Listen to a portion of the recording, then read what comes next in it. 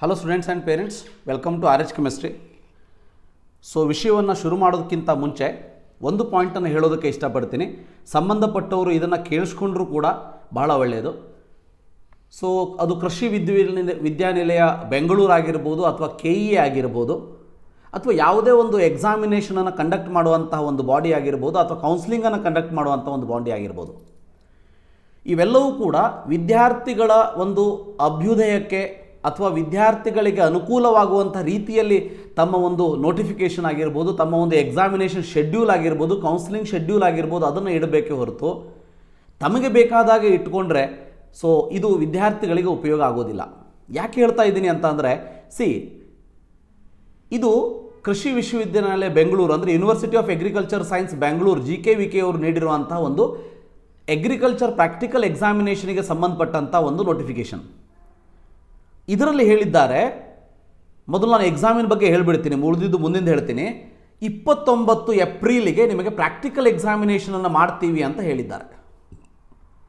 ವಿದ್ಯಾರ್ಥಿಗಳೇ ಮತ್ತು ಪಾಲಕರೇ ದಯವಿಟ್ಟು ಯೋಚನೆ ಮಾಡಿ, ನಿಮ್ಮ ಮಕ್ಕಳು ಅಥವಾ ನೀವು ವಿದ್ಯಾರ್ಥಿಗಳಾಗಿದ್ದರೆ ನೀವು 16 ಮತ್ತು 17 ಏಪ್ರಿಲ್ ನೀವು ಎಕ್ಸಾಮಿನೇಷನನ್ನು ಬರೀತೀರಿ CET.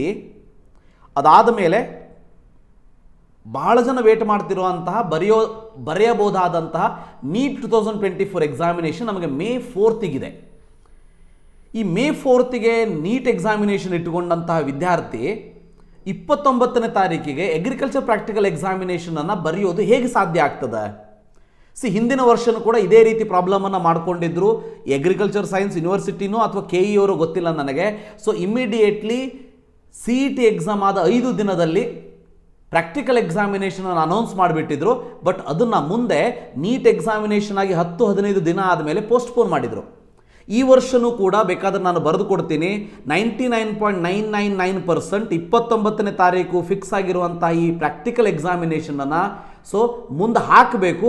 ಆ್ಯಂಡ್ ಹಾಕುವಂಥ ಎಲ್ಲ ಚಾನ್ಸಸ್ಗಳಿವೆ. ಯಾಕಂದರೆ ಪಾಲಕರು ಮತ್ತು ವಿದ್ಯಾರ್ಥಿಗಳ ಒಂದು ಒತ್ತಾಯದ ಮೇರೆಗೆ ಮುಂದೆ ಹಾಕಲೇಬೇಕಾಗ್ತದೆ.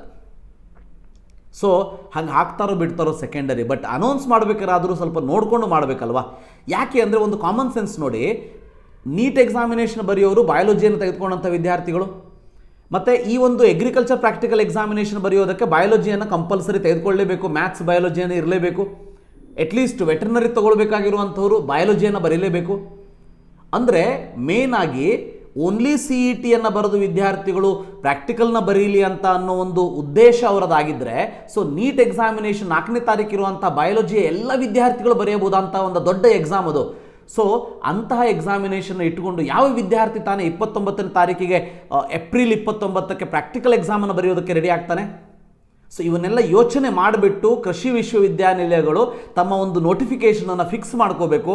ಸೊ ತಮಗೆ ಗೊತ್ತಿಲ್ಲ ಅಂದರೆ ಅಟ್ಲೀಸ್ಟ್ KE ಅವರು ಇದನ್ನು ಹಾಕೋದಕ್ಕಿಂತ ಮುಂಚೆ KE ಅವರು ನೋಡಬೇಕಾದ್ರೆ ಅವರಿಗಾದರೂ ಒಂದು ಐಡಿಯಾ ಬರಬೇಕು. 4ನೇ ತಾರೀಕು ಮೇಗೆ ನೀಟ್ ಎಕ್ಸಾಮಿನೇಷನ್ ಇದೆ, ವಿದ್ಯಾರ್ಥಿಗಳು ಹೆಂಗೆ ಬರೀಬೇಕು, ಆದ್ದರಿಂದ ಈ ಒಂದು ಎಕ್ಸಾಮಿನೇಷನ್ ನೀಟ್ ಎಕ್ಸಾಮ್ ಆದಮೇಲೆ ಹಾಕ್ಬೋದಾಗಿತ್ತಾ ಅಂಥೇಳಿ. ಸೊ ಇದನ್ನೆಲ್ಲ ಯೋಚನೆ ಮಾಡ್ಕೋಬೇಕಾಗಿತ್ತು, ಬಟ್ ಮಾಡಿಲ್ಲ, ಒಳ್ಳೆಯದು. ಆದರೆ ಇದನ್ನು ಮುಂದೆ ಹಾಕುವಂಥ ಎಲ್ಲ ಚಾನ್ಸಸ್ಗಳಿವೆ. ಆದರೆ ಈಗ ಎಕ್ಸಾಮಿನೇಷನ್ ಸೆಂಟರನ್ನು ವಿದ್ಯಾರ್ಥಿಗಳು ಹೆಂಗೆ ಸೆಲೆಕ್ಟ್ ಮಾಡಬೇಕು ಅನ್ನೋದು ದೊಡ್ಡ ಕ್ವಶನು. ಈಗ ನೋಡಿ, ಫಾರ್ ಎಕ್ಸಾಂಪಲ್ ನನ್ನ ಮಗ, ನಾನು ಧಾರವಾಡದಲ್ಲಿರೋದು, ನನ್ನ ಮಗ ಮಂಗಳೂರಲ್ಲಿ ಯಾವುದೋ ಒಂದು ಕಾಲೇಜಿನಲ್ಲಿ ನೀಟ್ ಕೌನ್ಸಿಲಿಂಗಿಗೆ ಅಂದರೆ ನೀಟ್ ಕೋಚಿಂಗ್ ತೊಗೊಳ್ತಾ ಇದ್ದಾನೆ, ಅಥವಾ ಕಾಲೇಜನ್ನು PU ಕಾಲೇಜ್ ಅವನಲ್ಲಿದ್ದಾನೆ. ಈಗ ನನ್ನದು ಧಾರವಾಡ ಆಗಿರೋದಕ್ಕೆ ನಾನು 29ನೇ ತಾರೀಕಿಗೆ ಆಗಿರುವಂತಹ ಎಕ್ಸಾಮಿನೇಷನ್ ಸೆಂಟರನ್ನು, ಪ್ರಾಕ್ಟಿಕಲ್ ಎಕ್ಸಾಮಿನೇಷನ್ ಸೆಂಟರನ್ನು ಮಂಗಳೂರು ಅಂತ ಸೆಲೆಕ್ಟ್ ಮಾಡಬೇಕು, ಧಾರವಾಡ ಅಂತ ಸೆಲೆಕ್ಟ್ ಮಾಡಬೇಕು? ಫೈನ್, ಮಂಗಳೂರಲ್ಲೇ ಇರ್ತಾರೆ, ಮಂಗಳೂರು ಅಂತ ಮಾಡ್ಕೊಂಡಂತೆ. ಮಂಗಳೂರು ಅಂತ ಮಾಡಿದ ತಕ್ಷಣ ಇನ್ನೊಂದು ವಾರ ಅಥವಾ 15 ದಿನ 20 ದಿನ ಬಿಟ್ಟ ಮೇಲೆ ಈ KE ಅವರು ಅಥವಾ ವಿಶ್ವವಿದ್ಯಾಲಯ ಈ university of agriculture science GKVK ಏನಿದೆ, ಸೊ ಇದು ನೀಟ್ ಎಕ್ಸಾಮ್ ಆದಮೇಲೆ ಎಕ್ಸಾಮನ್ನು ಪೋಸ್ಟ್ಪೋನ್ ಮಾಡಿದರೆ ಆವಾಗ ಅದು ಒಂದೇ ಎಕ್ಸಾಮಿನೇಷನನ್ನು ಬರೆಸೋದಕ್ಕೆ ನಾನು ನನ್ನ ಮಗನನ್ನು ಧಾರವಾಡದಿಂದ ಕರ್ಕೊಂಡು ಮಂಗಳೂರಿಗೆ ಅಡ್ಡಾಡಬೇಕಲ್ವ. ಅಂದರೆ ಈ ವಿದ್ಯಾರ್ಥಿಗಳು ಮತ್ತು ಪಾಲಕರಿಗೆ ತ್ರಾಸು ಎಷ್ಟಾಗ್ತದೆ, ಇದನ್ನೆಲ್ಲ ಯೋಚನೆ ಮಾಡಬೇಕಾಗಿತ್ತು. ಸೊ ಗೊತ್ತಿಲ್ಲ, ಬಟ್ ಎಕ್ಸಾಮಿನೇಷನ್ ಸೆಂಟರನ್ನು 29ನೇ ತಾರೀಕು ಅಂತ ತಲೆಯಲ್ಲಿ ಇಟ್ಕೊಂಡೆ ನೀವೀಗ ಸೆಲೆಕ್ಟ್ ಮಾಡ್ಕೊಳ್ಬೇಕಾಗ್ತದೆ.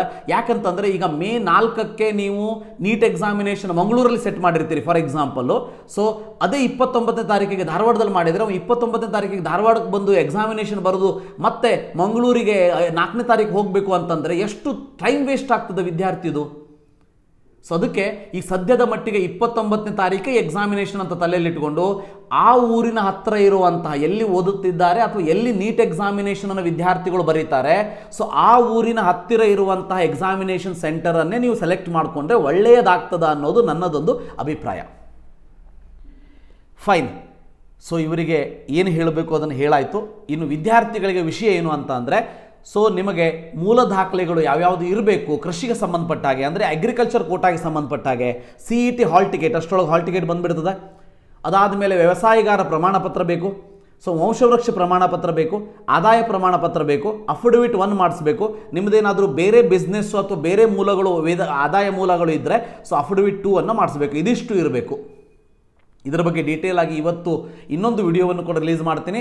ಮತ್ತು ಇದರ ಬಗ್ಗೆ ಪ್ರಾಕ್ಟಿಕಲ್ ಎಕ್ಸಾಮಿನೇಷನ್ ಸಂಬಂಧಪಟ್ಟಂಗೆ ನಿಮಗೆ ಕೋಚಿಂಗ್ ಬೇಕಂದ್ರೆ ಅದರ ಒಂದು ಡೀಟೇಲನ್ನು ಕೂಡ ನಿಮಗೆ ಹೇಳ್ತೀನಿ ನಾನು. ಸೊ ಡೇಟ್ಸನ್ನು ನೋಡ್ಬಿಡೋಣಂತೆ. ಮೂಲ ದಾಖಲೆಗಳನ್ನು ಅಪ್ಲೋಡ್ ಮಾಡೋದಕ್ಕೆ 1ನೇ ತಾರೀಕಿನಿಂದ 15ನೇ ತಾರೀಕಿನವರೆಗೆ ಟೈಮನ್ನು ಕೊಟ್ಟಿದ್ದಾರೆ. ಏಪ್ರಿಲ್ 1ರಿಂದ ಏಪ್ರಿಲ್ 15.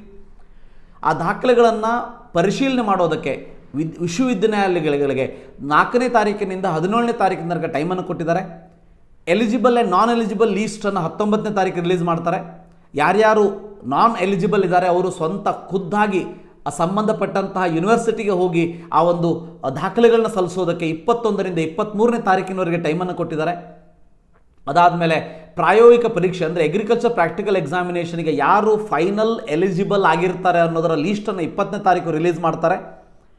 ಅದಾದಮೇಲೆ ಹಾಲ್ ಟಿಕೆಟನ್ನು 26ನೇ ತಾರೀಕು ಸಂಜೆ 4 ಗಂಟೆ ತನಕ ನೀವು ಡೌನ್ಲೋಡ್ ಮಾಡ್ಕೊಳ್ಬೇಕು. ಮತ್ತು ಎಕ್ಸಾಮಿನೇಷನ್ 29ನೇ ತಾರೀಕು, ನೋಡಿ ಇಲ್ಲಿ 29ನೇ ತಾರೀಕು ಬೆಳಗ್ಗೆ 9 ಗಂಟೆಗೆ ಎಕ್ಸಾಮಿನೇಷನನ್ನು ಇಟ್ಟಿದ್ದಾರೆ. ಸೊ ಇದರ ಬಗ್ಗೆ ಏನು ಹೇಳಬೇಕು ಎಲ್ಲವನ್ನು ನನ್ನ ಅಭಿಪ್ರಾಯವನ್ನು ತಿಳಿಸಿದ್ದೀನಿ.